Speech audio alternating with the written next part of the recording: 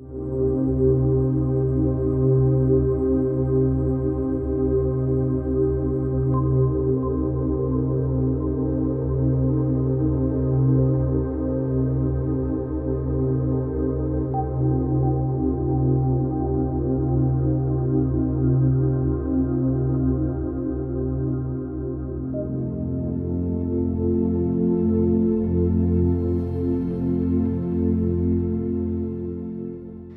guys, welcome to the Dave Darren Show. It's great to have you guys on. I've got a couple new people now checking out the show. Kaylin, let me say hello to Kaylin. Kaylin, great to see you. Thanks for joining. Wendy is on again. Wendy's a consistent follower of the show. It's great to see people come here and come back every week. It's really cool. Autumn's another one. I see Autumn all the time. It's great. Kurt, another one. Sparky, it's tremendous to see you guys come back on. Sparky says, yo, Dave, just like a Philadelphia guy would with, hey, yo, Adrian. By the way, I think Stallone's got a new, I think he's doing Creed 2. I think that's been out already. But he's doing another Rambo. Can you believe that? Stallone is doing Rambo. Maybe he'll be out there. I think the new skit with Rambo is he's going out there and he's going to look for a Bigfoot. So we're going to talk about Bigfoot tonight. And by the way, that's just a little joke, a little fun. But I take all these shows seriously, by the way. And I'll tell you why I do. John's here. Shell's here. Good to see you, Shell. Mike's here. Mike, these three people are always here all the time. It's great to see you guys. Mike, Jeffrey, great to see you as well. Ron is always here too. It's great to see you guys.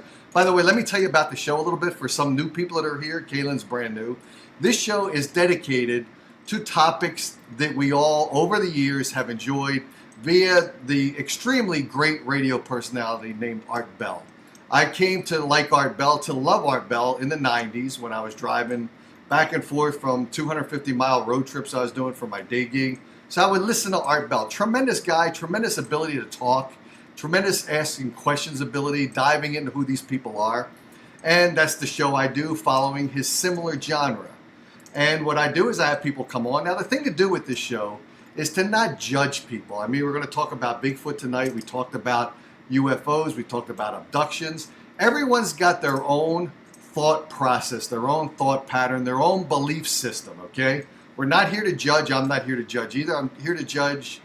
I'm here to judge myself and to see if I can do a better job each and every week, adding a little humor to it to keep it a little bit light and a little bit lively and a little bit of fun so we enjoy the funness of the topic, but we should take the topic seriously, and I actually do. I told you guys, it's funny. You can have a belief system which disbeliefs any of the topics we talk about. However, have you ever seen anything that the guests are talking about? Or just because you haven't seen it, does that make it completely out of the realm of possibility? I mean, if you're a religious person, you probably haven't been visited by Jesus or God physically in your bedroom to physically talk to you where you can reach out and touch him. I mean, there may be someone who has. And maybe I cannot say that's out of the realm of possibility, but you believe in it via faith. If you anything that you do in life is basically faith driven a lot of times. So let's have faith in who these people are. Let's have an open mind to what these people see, have experienced, and let's not judge them on the show here. Walk away with a fresh attitude, with maybe some more things to think about. So you can think about the possibility that you just haven't experienced it, but it's out there that other people have experienced. So let's bring in Reva. We're going to talk about Bigfoot tonight. And let's welcome Reva to the show right now. Reva, how are you? Hey, I'm doing great. Good, great to have you. Have a great voice, by the way. You gotta do a radio show, but if you do, try not to compete with me. I need more listeners. I don't need more competition. But so, Reva, how are you? Where are you calling in from, by the way? I do know, but tell our audience where you're from. I'm in a small town in Carrollton, Kentucky, which is in northern Kentucky. We're right on the Ohio River in the valley. Okay. By the way, the reason I like the word Ohio is my wife's Japanese. When she says good morning, it's Ohio gozaimasu. So there you go.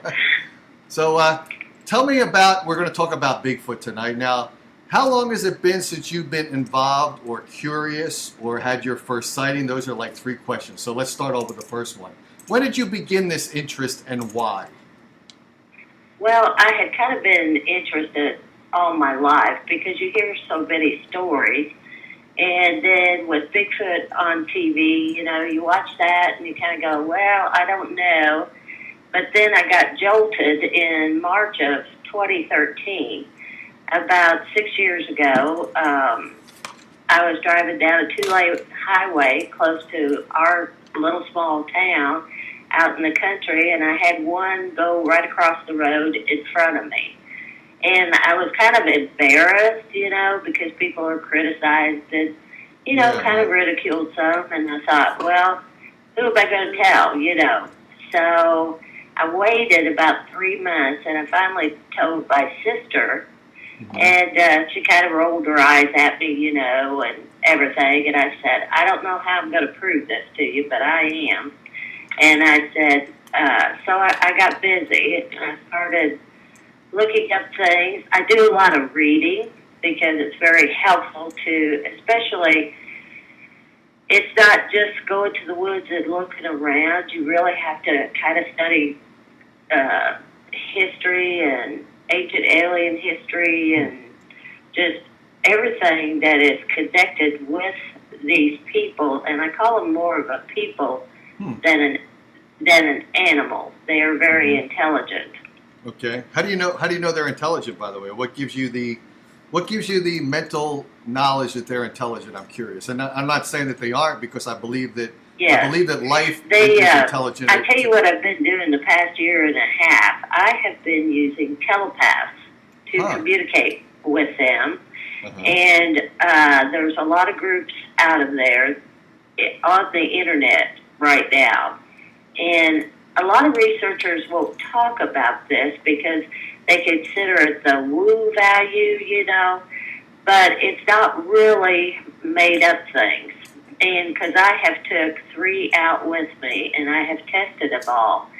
And I'll take a list of questions, and I know they don't know the answers to them or something. And when we get out there, something pops up I knew they didn't know about.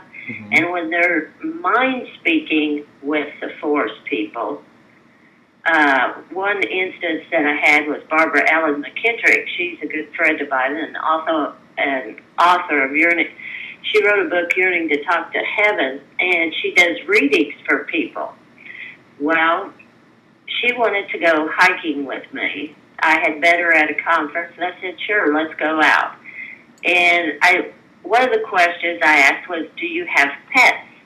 And she would not have known this. And all of a sudden, the one in charge of the group that we were investigating responded. He goes, oh, we eat cats, and laughed. And she wouldn't have known that because she has no history of that. Wow. And it's interesting to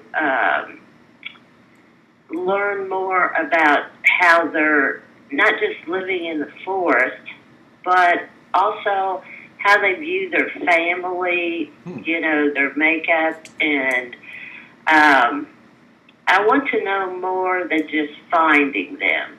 I've had about 10 sightings of babies and adults in the past 6 years, and I consider myself very lucky.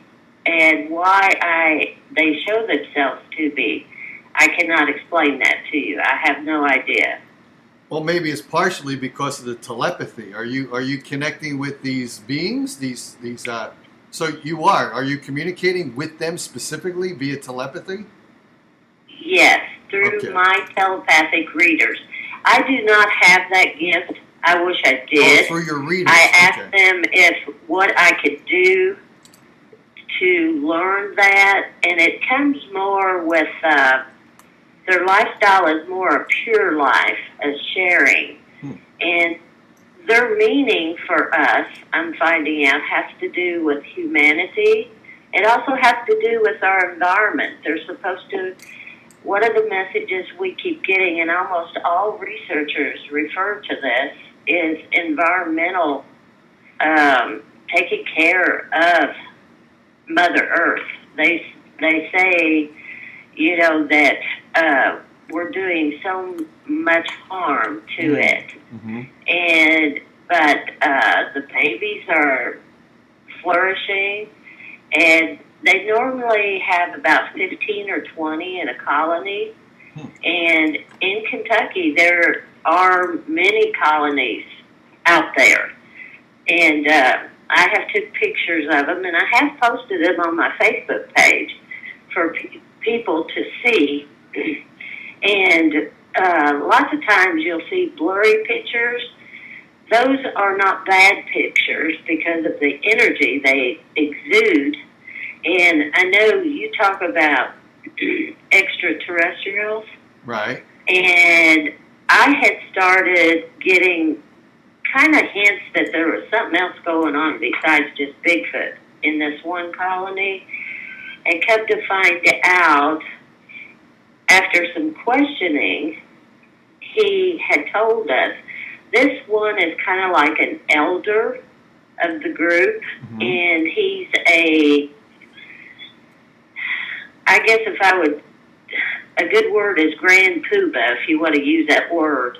Okay. And he is known by all the colonies. And he is called in if there's a problem with the group. And but he will tell my telepath a lot of information about how they live, how old they live. But they're very spiritual. And some of the groups do not want to be contacted, which if they don't, I stay away. Some of them do, and I have regular contact with them almost every week. Wow, fascinating. By the way, how old are they? What's their maximum life expectancy, out of curiosity? Do you happen to know? Obviously, beings live at different times. He said to my telepath that they live about 150 or 200 years. Okay. And normally the children do not leave home till they're almost 18 or 20. Wow. Okay. Wow. Okay.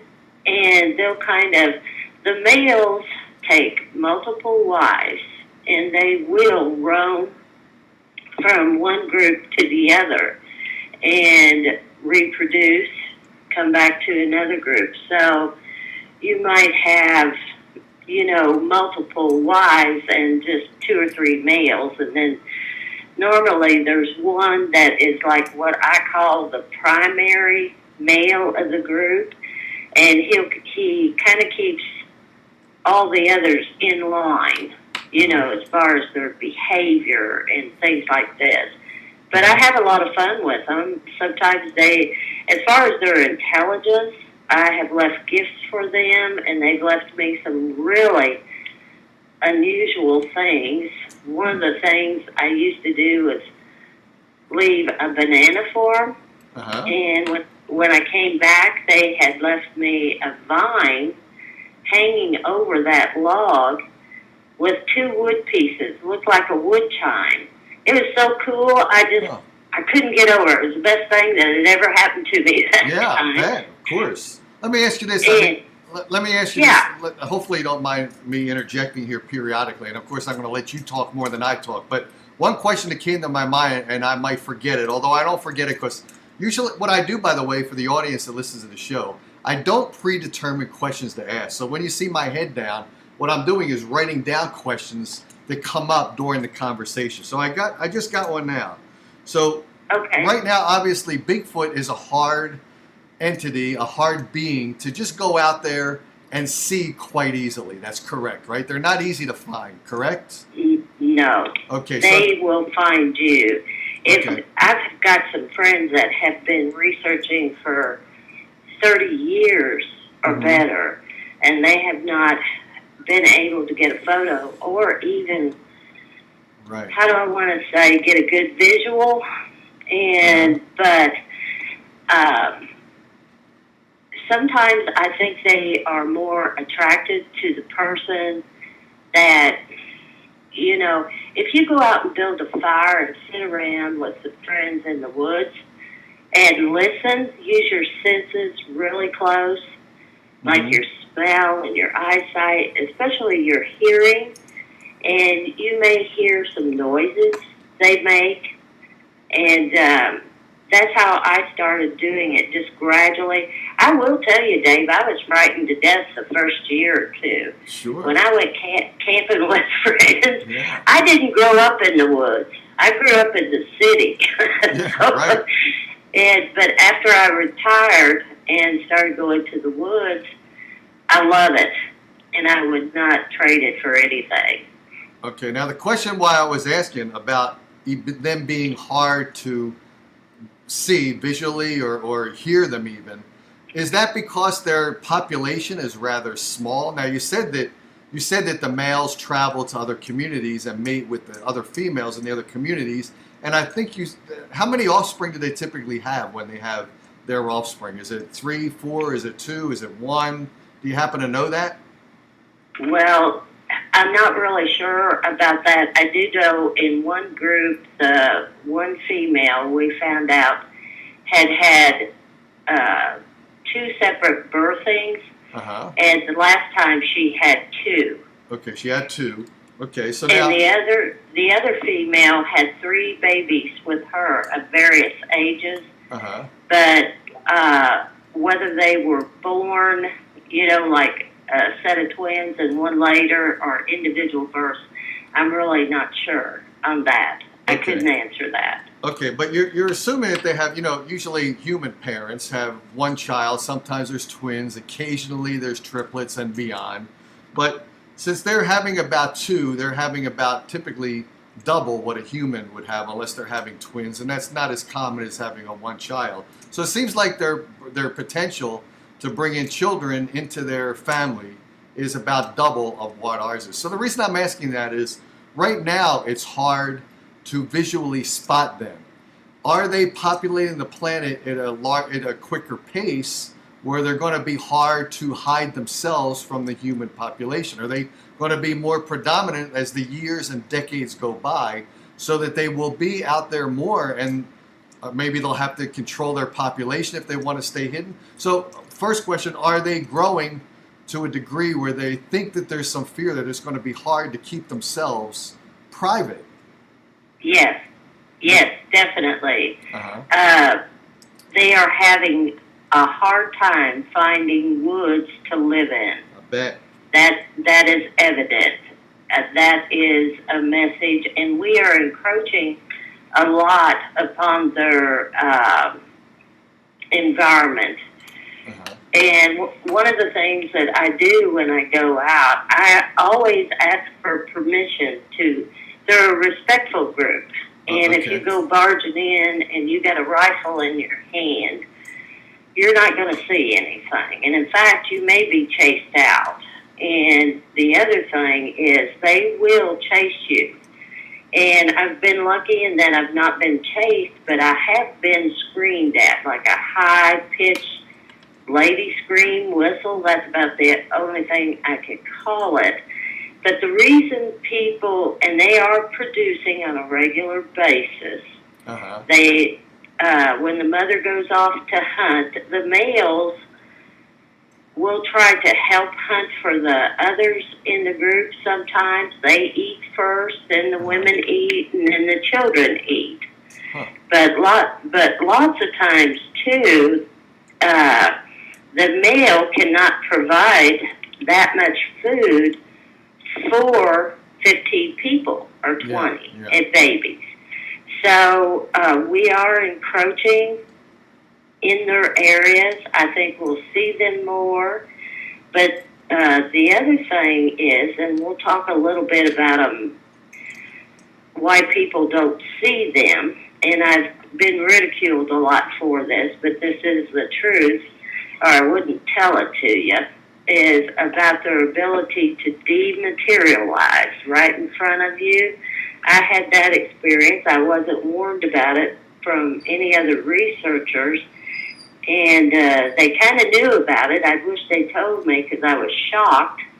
And but one of the things that I wanted to go back to was, how could I tell their intelligence? Yeah, that was the question. I've put rock formations out, just like 5 rocks on a table next to something, to see what they would do with them. I do all kinds of experiments. And I put them in a row about an inch apart. And the next day when I went out to check the table, it had been rearranged. And at first, I couldn't figure out what they were doing. And I went to the other side of the table because that's where they stood. And I thought, okay, what are they showing me? And there was a little stick figure that they had used the rocks and put in order. So, they visually see things. They're very creative with what I call stick glyphs, like medicine wheels and bow trees and X's and triangles. There's a group in Florida that is investigating like teepees that align with the constellations in the stars. They are very aware of who visits them, the sky people. Oh, okay. And yes, very much so. So, and actually, that leads on to a couple questions that we got here from some of our listeners/viewers. So Sparky, Sparky asked a question here, and by the way, if anyone wants to call in, it's 609-467-4000. But Sparky asked a question, and welcome Jazia to the show. But Sparky asked, do they live above ground or underground? Do you happen to know? We have in Kentucky 5,000 cave systems. I'm assuming some of them can live in caves, though they will. Also, our woods is very good for them. Like if there's an inlet, like in the woods, in a hill, like a hole, they will cover that with sticks and leaves and wood pieces. And they will take and make them a little hut or a teepee or a blind, what they call a blind, to hunt out of.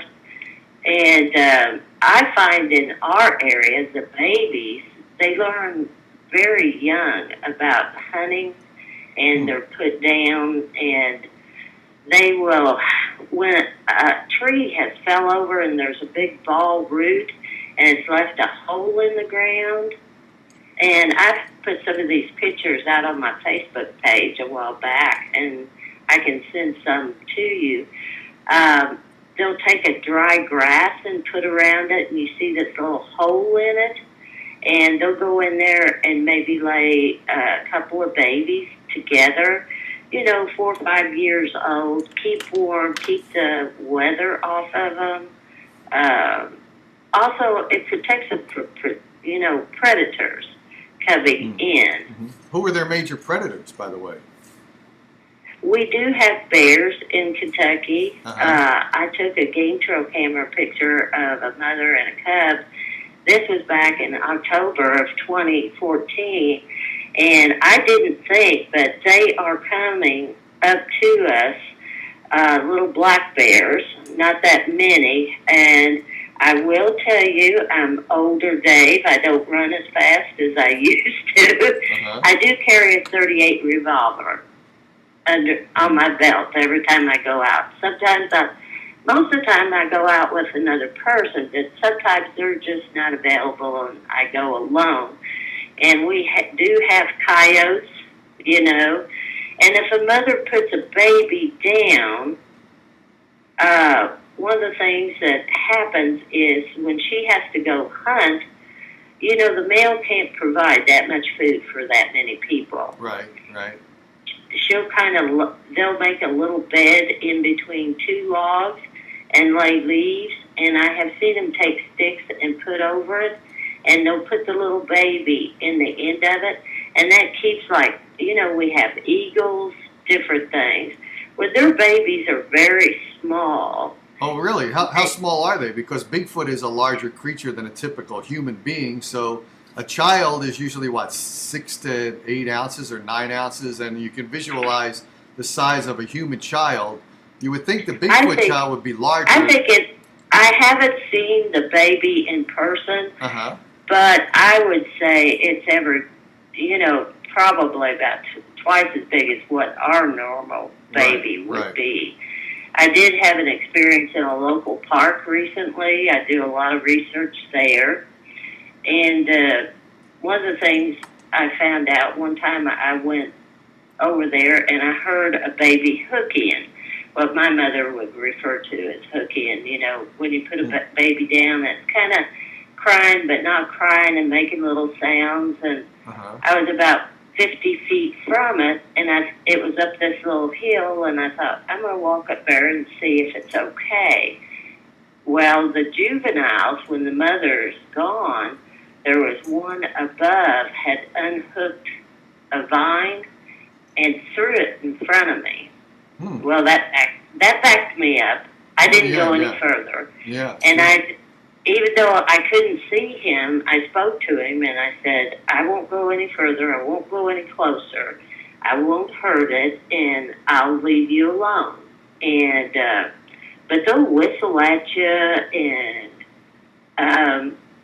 when they're scared, they will call a parent, their mother, like when they're 2, 3, 4 years old.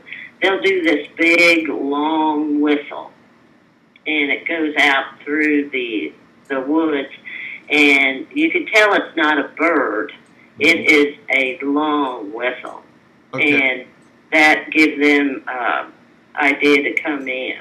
Okay, let's get through some quick questions here. So try to answer them succinctly and quickly so we can get to some of these questions here. So again, keep in mind, how do they communicate? You mentioned whistling, you mentioned through telepathy they can communicate through your medium, but how do they communicate with each other? Is it knocking and howls? Okay. And I'm sure they also signal one another that we are not aware of in the woods. Do you think they use telepathy amongst each other at all? Oh, yes. They do, okay. Yes. Okay, next question here is, this came from someone named Tony off of another Facebook group, not off the Art Bell Experience, off another group. Do they have any technology at all? Obviously, we're talking about, humans can go in there with guns, humans can go in there with all this video equipment to record them. Do they have any technology at all at this moment? I think they know exactly what we're doing at any given moment. Mm-hmm. And they can interfere with your cameras and your recording. Oh, they can. Okay, so they got a technology, kind of a blocking technology to throw our technology somewhat off. Did they get it through their own development of developing technology like humans have? Or did they get it? You mentioned there's a communication between them and aliens. Did they get it from them? This is what I think has happened, is that their involvement with the Bigfoot, they do things for the ETs. It's kind of a bartering system, and the ETs will do things for them that they need with regards to their health. Okay.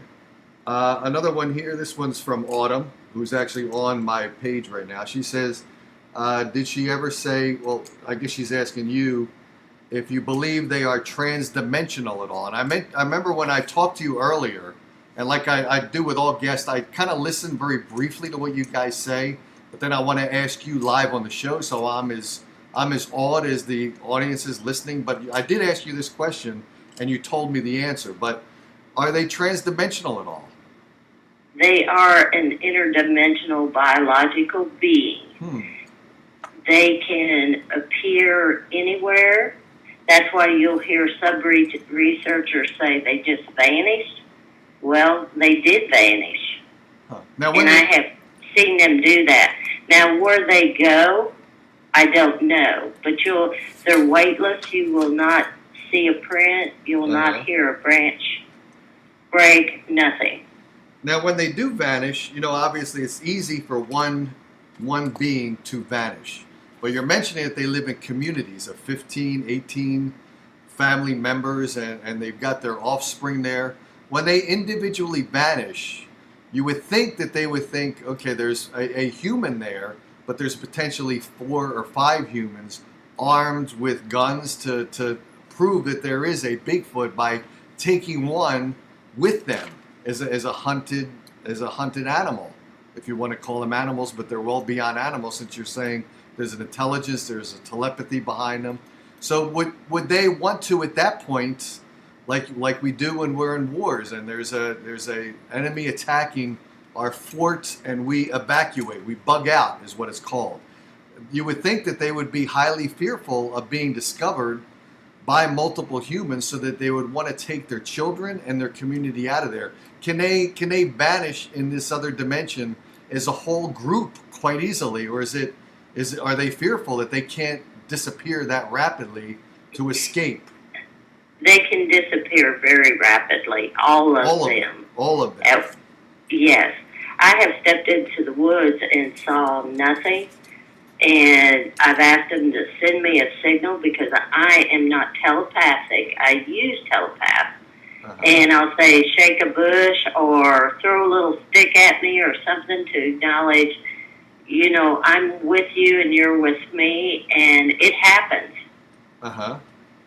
And it's kind of frightening, but, that's what it is. Right. Welcome to Patrick, who joined the show. Let's see if there's another question here. Kurt says the United States' largest cave system is in Kentucky. It's called Mammoth Cave. Are you familiar with Mammoth Cave? Yes, I am. There's a lot of history around that cave, and also over in the Indiana National Forest. What kind of history? History with Bigfoot, or history just in general, or history of both? In general history and Bigfoot as well. Okay. Let's keep going on here with other questions. Okay. I don't want to miss any questions tonight, since I'm getting a lot of questions here. And if anyone wants to call in, don't forget you can call in. But because it's hard for me to listen to the guests and write down questions that I have, and then on top of that, read the post here to get questions from you guys. But let's see, Kurt says, and then I got to read it and figure out if it's a question after I read it. But 285 miles long. Some explorers believe it extends all the way to St. Louis. I guess this is that cave system. Much larger than originally believed. So are the Bigfoot, are they building, what are they building? How are they living? How are they staying secure, safe from the environment? You mentioned teepees and stuff, but are they utilizing the caves and like doing any harvesting of that to build their homes and their environment? Are they taking our landscape to its best uses? I'm sure they are, right? I think they're utilizing both, but I am not a caver, so I don't have a lot of experience going in caves. I stay mainly in the forest on the top of the ground, but there's a lot of stories you hear out of Kentucky of people having experiences with them in caves. Can your appearance be misconstrued? In other words, when you go out there, do you have to have some kind of, I think you said you go out there armed, is that correct? Yes, lots of times I'll get next to a pack of coyotes and stuff. Uh-huh. So I'm a no-kill person. I would never, ever do anything like that. It's just kind of like, you have to think of them kind of like back in the beginning of where discovery and exploration and people came to our country and the American Indian. That's what we're doing. Yeah. For hundreds of years now, trying to investigate this, and we still don't have everything pinned down. Could they be taking you going into the woods to try to explore and try to see Bigfoot and take pictures of them, etc.? But you were going there armed because you're going into the woods. So there's other animals, there's coyotes, there's bears. You've got to protect yourself. So it's not for carrying a gun for to shoot one of them. Right. No, that's absolutely not. Yeah, and that's what I was getting at. But are you in danger because they will misconstrue your firearm as a threat to them? Because they've been viewed by very few humans, and they stay pretty much on their own away from humans. They probably know how dangerous humans are, especially when they see humans in the woods hunting animals, and they just think we're a violent being. Could they misconceive what you're doing there? And you yourself are in danger because they think you're out there to potentially harm them as individuals or families or their offspring. Are you in danger doing this? Probably. Okay. In some cases, I have one colony right now that there is a big male that is aggressive, and you will come across a rogue every now and then. And to get this, he has forbid me to come back and research and talk to the female. So I haven't been back there for a few weeks. But most of the time, they are very friendly. They don't show themselves to you unless they want to. But how they know whether you're friend or foe, they can read your thoughts anytime, anywhere. How long have they been here? Or do you think they've been here? Or via telepathy, do you happen to know they've been here? For 10,000 years, 100,000 years? Were they here before man on Earth? Any idea on that at all? The answer we got from the elder was that they were here when Jesus walked the earth.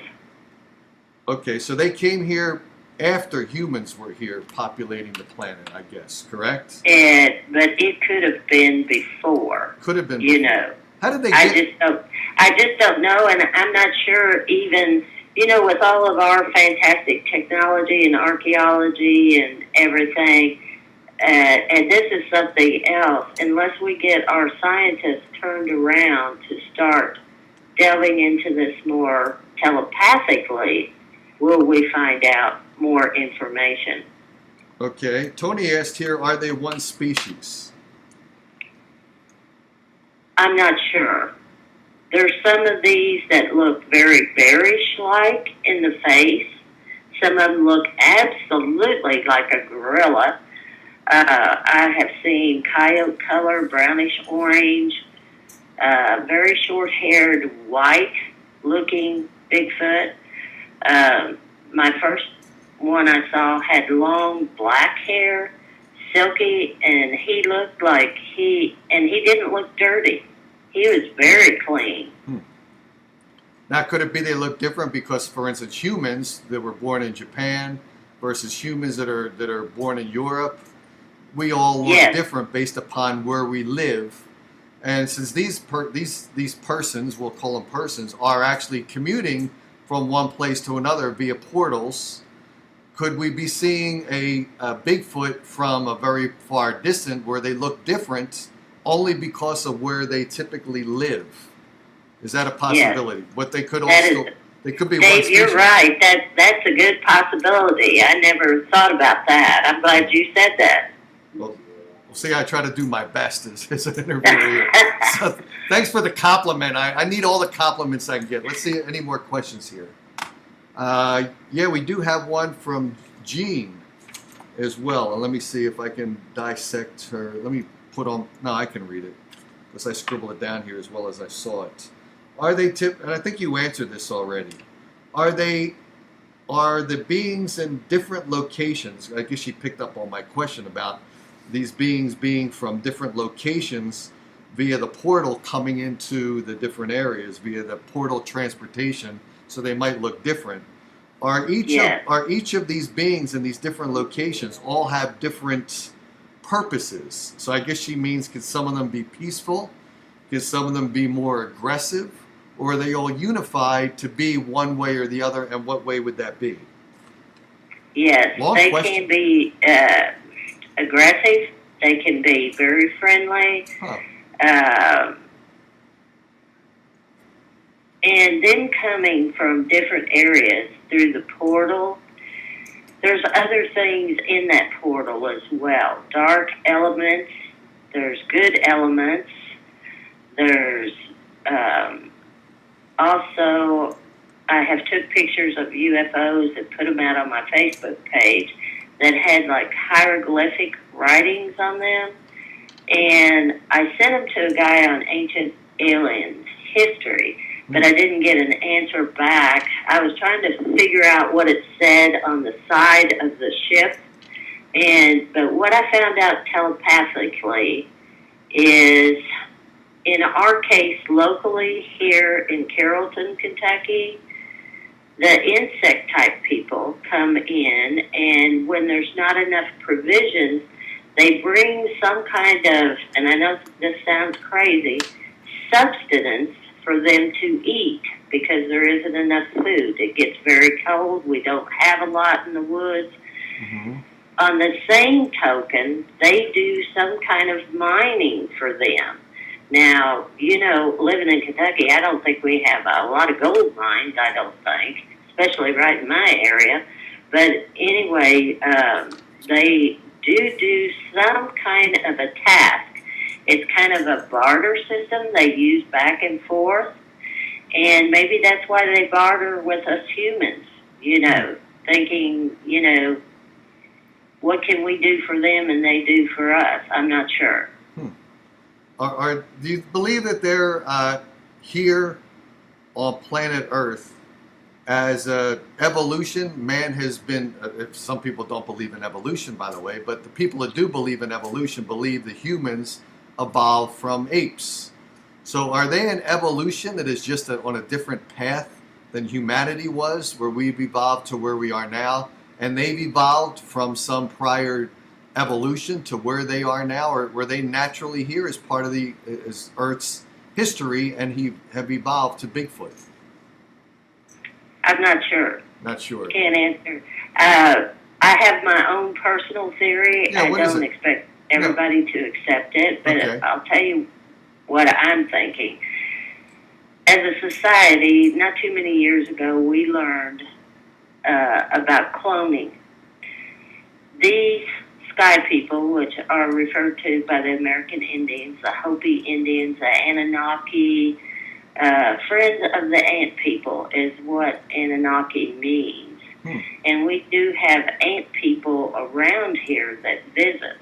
And I have a picture of one, and he's got very large eyes and a kind of like a stick body type thing. But that's who comes in and visits the elder, and they converse back and forth. But my personal theory, I think since the beginning of time, that the sky people of various species has done experiments. We know they've done abductions on humans and done experiments, and people will relate their stories in books and different things about being, experimented with. Okay, let's go back and think about primates. If they came and they wanted a group to work for them, okay, would they take various stages of primates? And maybe that's why we have different versions of Yowie and Yeti and the abominable snowman, skunk ape, and Sasquatch in Kentucky. Could it be this cloning that they did and dropped them off and their populations grew, become a work race for them? Yeah, interesting. That's an interesting perspective. And actually, it's interesting because when I had someone to talk about aliens coming to Earth, some people said that the aliens are coming here to protect the people of Earth. And some people said that they have come to Earth to enslave human beings. And actually, one of the questions I asked them, I said, well, if they came here from a place far, far away as aliens from light years away and have the technology to be here and planet Earth, turning humans into slaves or abducting them to turn them into slaves, they had the technology, obviously, to create great robots to do a lot better job than humans would from a physical perspective. And they would have less rebellion from the robots than they would from a typical human being. So why would we be abducted as slaves? So I like your theory there. It was pretty interesting. So one of the things, too, is they will pick them up and heal them and bring them back. Huh. Wow. If they cannot find medicine from the woods, I had a female that was weak with the 2 babies, and she couldn't hunt, and she let herself get too sick. And the grandparents, I found out through telepathy, took care of the babies, but they took her someplace and made her better and brought her back. Wow. So there's a real family association, not only with the Bigfoot themselves, creating this family bond and this community of 15 to 20 beings within one community. There's also a connection and a caring connection between Bigfoot's protectors as well, correct? Oh, yes. Wow. And I asked the leader about the insect people, and where they came from, what planet. And he goes, your people has not discovered it yet. You wouldn't know. How about that? We haven't discovered that planet. Well, with our technology, you would think that's very possible. I mean, I guess he thought I was really stupid, so he didn't even tell me. So do the Bigfoot, when they transport through these cross dimensions, do they also have the ability to transport themselves in time? Are they that useful of that technology? Because remember I asked you earlier what kind of technologies they have. So now if they're... I know they do use zapping. Have you ever heard of zapping for protection? Nope. No, what is that all about? Okay, they have the ability to make you immobile. They often hunt for prey with this as well. At night, I visually saw a juvenile down on all fours, and it looked like he had 2 flashlights held up to his face. And what he was doing was he was shining his eyes at the ground, looking for something to eat. Rodents, worms, insects, mites, whatever. Or a small thing, a squirrel or rabbit. But his eyes would come on. But the other thing is, when that light hits, it will make you just like a stun gun. I've not had it happen to me, but a lot of researchers have had those experiences where they've been disoriented, pass out, that kind of thing. Huh. Okay, here's another question here from Shell. She says, ever hear of, and I'm going to mispronounce this, but I'll try to do it phonetically, Kewaune, and then it's Laperseritis. Yes, Kelly Laparitas and Kewaunee. They're out of Washington, Chula, Washington, and I write her quite often on Facebook. And in fact, I'm having her come in as a speaker in September to our local area, and I'll post that out on my Facebook. I'm trying to get a ladies' conference together is what I'm doing. Mm-hmm. And then she goes on, she says, saw a program where it's a she, though. Is that correct? Yes, Kelly.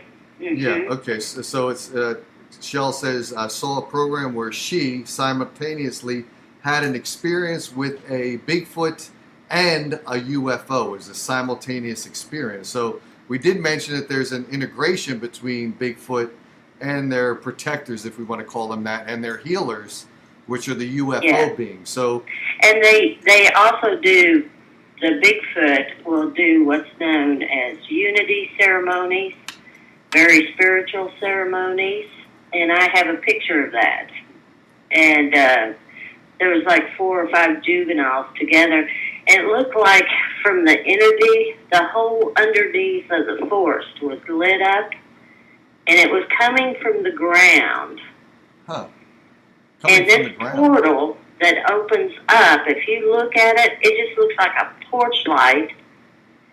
But when you take a picture of it, Dave, and blow it up, you see all these things coming and going through this. Wow. Stargate, doorway. I like to read a lot of books, and you can, on the Path of the Immortals, that is a good book to read about portals, and it talks about the ranch, that had skinwalkers, but portals, we have them all over the earth. And will humans be able to access them at some point, or are they just focused on an element that humans cannot ever possibly control because the aliens themselves are the complete control of these portals? Well, I would imagine humans have no ability to interact with these portals. Well, there's some stories in the past where I have heard one went on a mountain and stuck his arm through a rock wall facing and disappeared and went through and never came back. But, this is my problem right now. I have been taking pictures for the past 2 years since I discovered this. and they're good, but I want more detail and more recordings, because I noticed one night the Bigfoot got up in front of the portal, zipped over, dropped something, zipped right back, picked something else up, and he did that continuously. But I could not tell what he was doing. And when they gather around this, it's like they're waiting on someone to come. They know they're coming, whoever they're waiting on, whether it's another foot or it's an ET or what it is, you know. But we just do not know in our scientific world as of today all the ins and outs about it. And I had a suggestion from a viewer to send a drone in, and you know, I'm thinking about it. That'd be interesting. I don't know how that would be taken. If they I don't know if it would be taken as an aggressive act, you know, what they might do to me out there with that. That's the other thing. You know, I don't want to get too close to it. And it is so bright, you would almost have to have welding glasses to get close to it. I have viewed it so long sometimes that it will definitely hurt human eyesight. I do not know how the Bigfoot, with their vision, are right on top of this energy. Wow. I'm curious about this. We talked about, you know, the aliens taking care of and healing the Bigfoot. And I've had some people on who have said they've been abducted by aliens.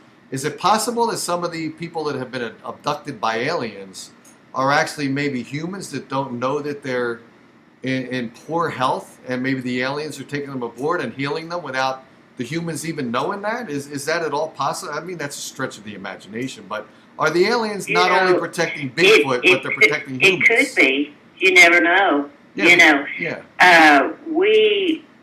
a lot of the people that have been abducted do have Bigfoot experiences.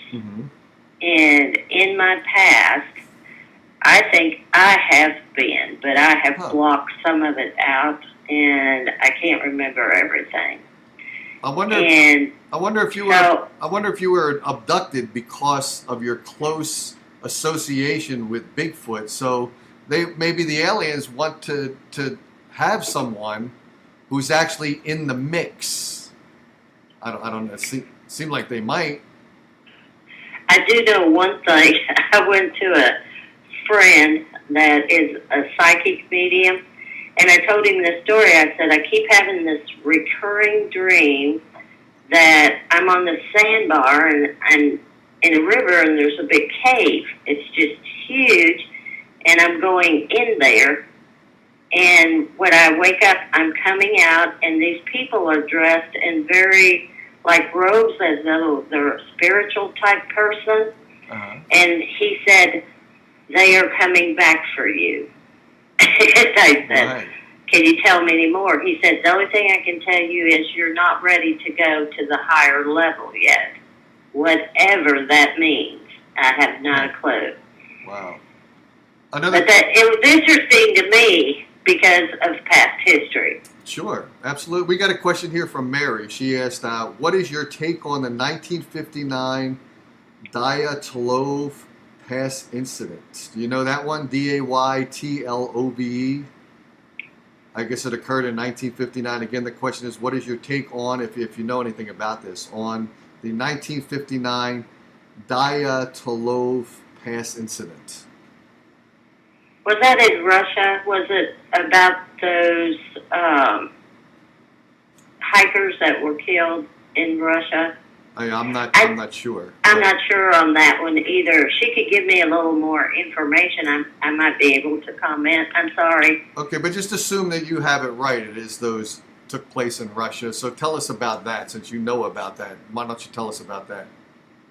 There was a story TV. They've done a couple of documentaries about it, but there were several students that, I believe this was over in Siberia, and they had gone for like a retreat, skiing way up in the mountains, and they had all camped out. And for years, information wasn't released about this. Every one of them was killed, and there was a large quantity. There must have been 12 or 15 students all at one time. Nobody survived. And when they retrieved the camera and the film, they noticed these slits cut in the tent, and it like they were peeking out during the night, and they were just scared to death. And they believed this Yeti killed every one of them, and they were in awful shape. Now you mentioned that you said, what was the word you used? Who killed the students? What was the name of the? They called it like a Yeti. And who were the Yetis? And it was a very famous story, and there's been people go, but they found huge footprints, but some of them were mauled, and some of them's tongues cut out, different things. Wow, and that was the story that Mary was asking about. So you picked up on the right story. Was that the right story? Yeah, okay. Yeah, Mary's saying yes, it's the right story. You know, there could have definitely been something like that there. And why this happened, I don't know. Yeah, that's interesting. It's very unusual. Very unusual. Yeah, that would be a highly aggressive move from that population of Yeti to attack these 15 or so students who probably could have probably just been avoided or just let loose when Siberia, because Siberia is a huge amount of landmass, so it is unusual, right? You found that unusual, right? Yes, and they had ran towards the woods. Some of them ran in open fields. Some of them didn't even make it to the woods. Some of them was buried in snow. Some of them's eyes were taken out. Wow. It was just very unusual, all the things that had happened to them, to their physical body. Yeah, and Mary does also say here they had a photo from one, I think you said this, they had a photo from one of the cameras of a Bigfoot. Did you say that? Yeah. Wow. And it was pretty clear. He was a big guy, too. Yeah. How often do you go out and do these excursions? Do you go out like every month, or do you do it regularly, or you do that, right? I go out about once or twice a week. Wow. And yeah. You're busy. And I tell you what I use. I love game trail cameras. I have a little Fuji cheap Walmart 36 magnification camera, digital camera. And here recently, I bought binoculars that will enlarge and record during the night, and that's all I use. Okay, let's. I'm not going to show any of the pictures that are on your Facebook page, but why don't you tell people how to hook up with you to actually physically see those pictures? Because I'd rather talk to you than show a slide presentation. For anyone that's interested in this beyond our conversation here, they will go to, and where will they go to? Tell us how they get to you. Okay, they can go to Bigfoot Madness and write me anytime, and I'd be more than happy to answer them. I try to answer them within a day or two, normally in the same day.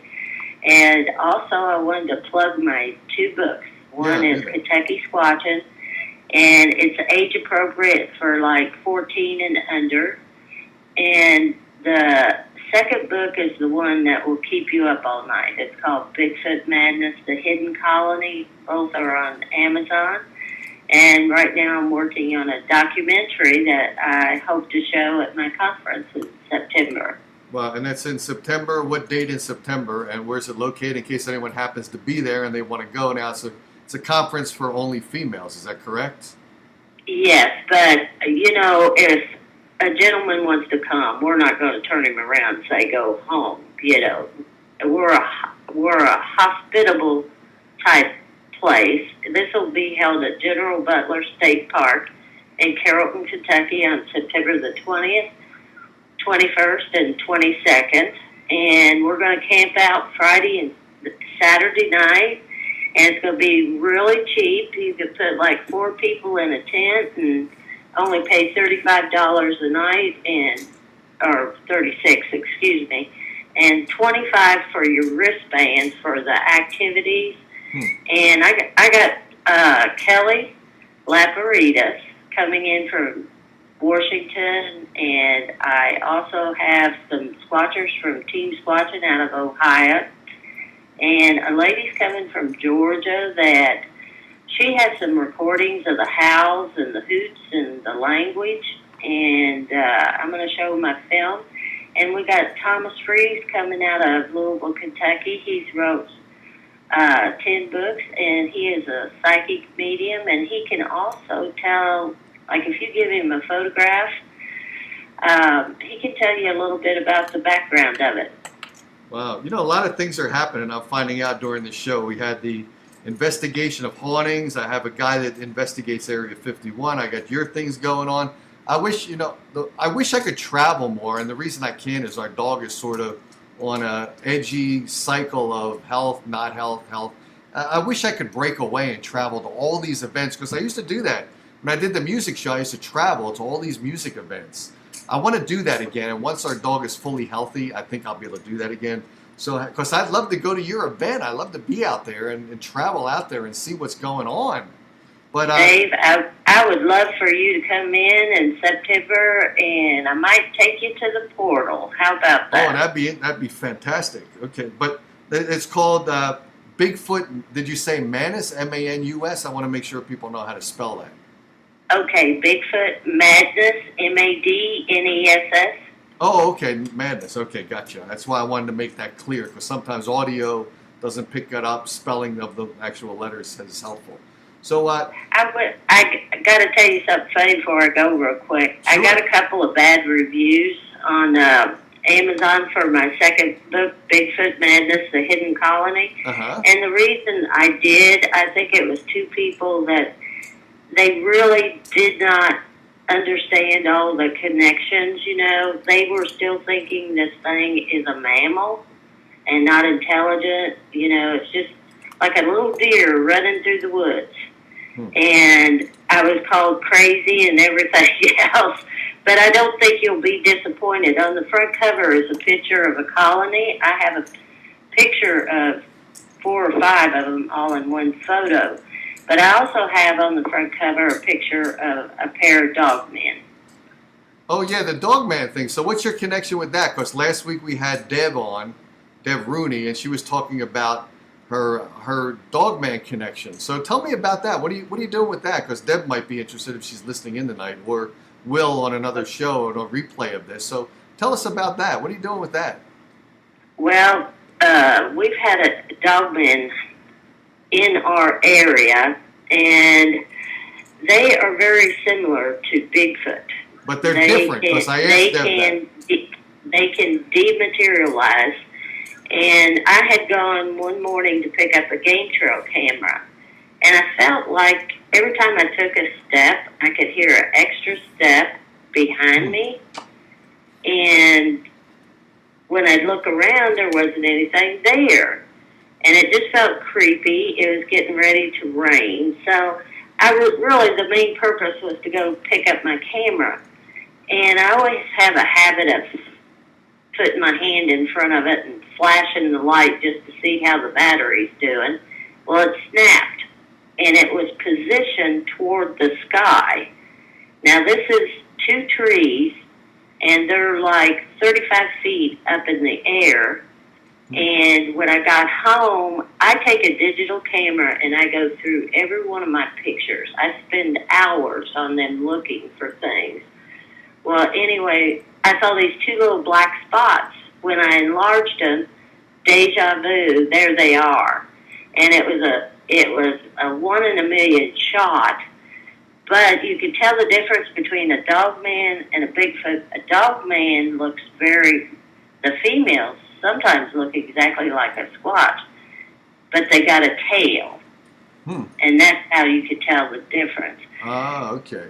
Interesting. But they creeped me out. I had gone up a little hill, and there was a cabin there, and I hear claw marks scratching on the wood, but I can't see anything. Then I see this curtain flip up right in front of me, And I was by myself, of course. I'm going, this is the freakiest thing I've had, for a while. Wow. And I thought, and then all the scratching started happening. They just wanted me to get out of the area. But they are aggressive all the time. Oh. They're not like a squatch. Right. Where they're friendly part of the time and other parts they're not. They're aggressive all the time. What does Sasquatch translate to? It came from an Indian name meaning what? I read that one time where it came from. That's more of an Indian name. I really can't answer that for you, Dave. Okay, I could look it up, but other people can look it off up. the top of my head. Okay, that's fine. Let's see. Kurt here says, I see a post, and we're going to end the show pretty soon, but I want to keep you on to answer some of these questions. I see you post a lot about General Butler. Is that an area of a lot of activity? Yes. Okay. The way our town is laid out, there is woods surrounding the whole town. We're right on the Ohio Valley River here in this little community of about 12 to 14,000 people at any given time. But there's a lot of creeks, and they will walk those tributaries because they can stay hidden and get right to that river if they want to go. Yeah. And I have heard several howls in our location on and off, but I've never been able to capture it. Okay, and obviously Mike here says there's a lot of Bigfoot sightings in western Pennsylvania. So we're talking about the areas where there's obviously a support system, whether it be streams, lakes, tributaries, vegetation, animals, because obviously they've got to hunt to survive. So obviously they need areas that are somewhat rural, and we're discussing General Butler and western Pennsylvania as good areas for their communities to live. Yes, and they're creatures of opportunity. If a deer is hit on the road accidentally, oftentimes they don't have to hunt it, but they'll pull it off the road. But when they kill, most of the times they'll grab them by the back legs, break their legs, twist their neck. Though when a Bigfoot does die, obviously if they're on their own excursion looking for food and they happen to come up with a bear that actually kills them, there's a danger there that they would expose the Bigfoot body to a potential hunter, a human, who would see the Bigfoot and then be able to capture that as kind of a trophy of, yes, Bigfoot exists. Here it is. I've got pictures of it. Not only do I have a picture, here's the actual physical body. So how is the body removed? Via telepathy? Are they in touch with each other so that they know that this one Bigfoot is in danger, and that not only in danger, he or she was killed, so we've got to go and claim the body so the humans don't actually have... It's funny you talk about that, because I don't know if they bury them or if they dematerialize and, like we think of heaven going to another place. Do they dematerialize and go to another place, or are they buried? Now, one colony, the female told us telepathically they just kind of go back some other place, as where another one told us they buried theirs, and they often mark this mound with sticks. So that is, in my book, as far as, I'm one of these people, I do not dig into a mound of anything, and I do not remove anything like that. So I just, I can't answer the question about that, but I do tell you they mourn the loss of, there was a older female in the leader's colony that had passed away, and he asked us out of respect not to come and be quiet. He said to walk softly on the ground, and he said the children are mourning. And this lasted a good 2 weeks. Now, That's fascinating. Now, let me ask you this question. I think you said that the average lives till about 150 years old, correct? Yes, that's what he said, 150 to 200 years. Now, since our human population a long time ago used to live until the age of 40 to 50, and now with today's modern technology and modern medicine, we can live till 85 or 90 years old. Bigfoot living to 150, how do they maintain a quality of life till that age? I mean, you mentioned that the aliens maintain some of their health, but probably not all of it. How do they stay healthy? Are they stronger in their immune system than humans are? Because humans succumb to cancer, to a variety of diseases, heart problems. Are they a stronger being that is able to survive the existence on planet Earth naturally without medicines? Or do they have holistic medicines? Are they using the earth? They do use plants in the woods. And right. I'm assuming as well, maybe some properties out of rocks, that may contain something like sulfur or something like that. How they live that long, I'm not sure. Could it be something in their cloning? Yeah. Possibly. We just don't know enough about that as yet. But that's an interesting question. I'm going to ask that when I talk to him again, because I'm curious myself, how long. Now, this one that passed was a grandmotherly type figure, and what he said was she had lost many teeth and could not eat well. Right. Wow. And cloning is interesting because cloning can, I would assume, cloning can take the imperfections out of the being that's being cloned and clone a more perfect being.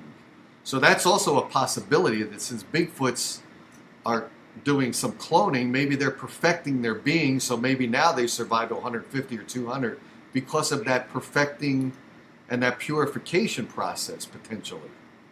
In our DNA, we only know about 2 or 3% of what is in our DNA. Huh. They call the rest of it junk, but it's not junk. We just haven't figured out how to unwind it all yet and know the answers. But think about this, Dave. What if they took some of the sky people and the primates and some of our humans and put it all together? Possibility. Yeah, Don't absolutely. know. Yeah, never know. Very true. Let's see. Sparky here says, and Sparky is either in Alaska now or has returned recently from Alaska. I'm not sure which. Sparky says, I heard Bigfoot howls one time while sitting on my porch in the woods in Alaska. So she's actually heard a Bigfoot in Alaska where she happens to be either now or was. I forget if she's back from her vacation. I think there's a new post here. Let me see what... Spark. Well, let's see. I've got some more questions here. Do you mind hanging on a little bit more? Sure, I don't mind. Okay, and welcome to Julie again. Julie's visited me twice. Julie knows me from my music show. So welcome, Julie, to the show. She just joined just now, so you missed most of it. Anyone that missed the show, by the way, you can always go back to the show after it concludes and start it from the beginning. And in fact, you can jump all over the place if you want. If you remember you missed the first 10 minutes of it, you can listen from mile marker 0 to 10. If you missed the last part of the show, then you can obviously just fast forward and go and capture the last 5 minutes of the show. Or you can wait for 2 days, and I put the show on my YouTube channel. So if you missed the show, don't worry about it. Let's see. Kurt says here, I'm definitely swing over for an event when I get time. So Kurt wants to actually visit you at one of your events, Reva. Hey, that sounds great, Kurt. You be sure and watch my page the next month. And in fact, I was just over at the park giving a lecture Saturday evening, and a bunch of little kids over there found a footprint 12 inches long and 5 inches wide. Wow. Very interesting. Let's see. So that's Kurt. So by the way, keep in touch with Kurt. I'll give you his last name since he's out here on Facebook. Kurt Rowlett, Rowlett. If you want to write that down, Reva, and you can friend him later on after the show. Sparky again says, Sparky asked the question, do you know what they eat? Now, obviously, they hunt. They also are some of them, like humans, vegetarians? Because you said different. There's different. There might be one species. I'm sure they'll take in like bird eggs, birds, turkey, deer, turtles, frogs, fish. We find a lot of deer carcasses. Huh. And I had an unusual thing happen. I sent you a picture of it, by the way, of a deer head. I thought it was a gift. A friend of mine, Bobcat Wong, he is a big researcher, and he thought it was a warning. So I asked the leader through my telepath if because lots of times he knows I love deer sheds. That's my thing. It's not diamonds or gold or rings or none of that junk. I just love deer sheds. I think they're beautiful, but I don't hunt. But I'll pick them up in the woods if I find them. And that was my gift one time. So this past month in May, when I went to my honey hole to do research, here's this 8-point buck head up about 10 feet in a tree looking at me with the sinew from the neck, a leg, and a shoulder blade. I thought it was a gift. He thought it was a warning. The leader told me he didn't believe it. So it could be some other entity left that as a warning for me. I still got to do a lot of research on that. Yeah. Well, it's interesting. So there's the Bigfoot that are connected with DirecTV who happen to watch Godfather with the horse in bed, right? I cleaned that dirty, stinking thing. I took it to the lady that does recreation at the park. She asked me if I would take and let him, keep it to show, and I said, sure. And she goes, this is bizarre. And I said, yeah, it's more than bizarre. Yeah. But anyway, I cleaned it up, and we're going to display that with a bunch of evidence at the park. Yeah, fascinating. It was great having you on the show. Thanks so much. And you came on kind of spare the moment because I had a guest canceled today. And you came on in place, and you were a great guest. Thanks so much. And by the way, make sure that you come back on again, like especially in September, and come on and tell us how that event went. And by September, I should have more listeners and viewers to the show, so you'd have more of an audience as the show grows. So make sure you come back on and share the show with some of the people that are part of your women's group that's going to get together in September. Share the show with them and ask them if they would like to come on the show and talk about their experiences. It'd be fascinating, okay? Sure. And I appreciate you having me, Dave, and you have a good evening. Hey, you too. Thanks again for being on, and make sure people check out, it's called Bigfoot Madness, Madness, and pick up some of the books that are out there for your purchase on Amazon.com. And again, thanks so much for being on the show, and I will talk to you in the future for sure, okay? Definitely, Dave. Cool. You take care. Hey, you too. Take care. Bye-bye. Bye. Okay, guys, so that's the end of our guest for today. Thanks, everyone, for all the questions. We had a lot of questions. It was great to get questions to ask our guests. And there's some more. Let's see. Michael said, hi, Dave. He's having a good time listening to the show. Kurt says, thank you, Reva. Great speaker. It was great to hear her, and she was very well spoken as well. And the last question that we got was Sparky asking, do we know what they eat? So we got the final question asked of our guests, which is always good to do. And that's it for tonight. Let's see what we got coming on. On Thursday, I'll tell you who's coming up on the Thursday show. Thursday, we have Frank Westby on. Or Westby, I'm not sure. W-E-S-T, like West, B-Y. He's the guy that actually was part of, and he was the engineer, electrical engineer, I believe, on the Apollo spacecraft, specifically the lunar module. So he's the engineer who was involved with the space program, the Apollo space program. He was on. We're going to talk to him again. This will be a second visit to the show. Then on the 9th, I am going to have on Wendy, and we're going to talk about the hauntings, the investigations that she does at the hauntings. So unfortunately, I was unable to go with her to one of the hauntings in Bisbee, Arizona, but she's going to come on and tell us about I guess, that haunting and other hauntings and some investigations she's been doing. On Thursday, June 13th, we got Jeremiah Young coming on. This will be his third visit. He talks about remote viewings, and he's got a lot of remote viewing updates that he's done. We're going to have him on. And from then, we got some other stuff coming up. And I'll tell you all about it as we get closer, okay? Because obviously people aren't going to scribble down the shows that are coming up on their calendar. So I'll remind you guys with the event invites. Again, thanks guys for being part of the show. I got to get out and I got to walk our dog. So I shall talk to you guys on Thursday. Cheers, guys. Thanks a lot for joining the show, and I hope you had a great weekend.